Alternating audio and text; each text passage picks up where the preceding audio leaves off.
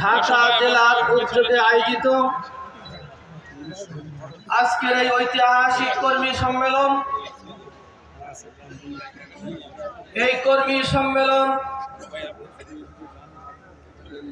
দীর্ঘদিন যাবৎ এই সম্মেলন বাস্তবায়নের জন্য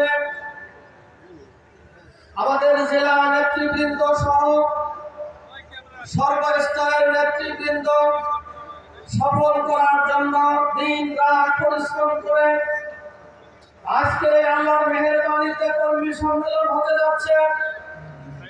এই কর্মী সম্মেলন আমরা আল্লাহ রাব্বুল আলামিনের মেহেরবানিতে করতে পেরেছি, এজন্য আল্লাহর শুকরিয়া আদায় করছি। আলহামদুলিল্লাহ। দরুদ ও সালাম পেশ করছি মানব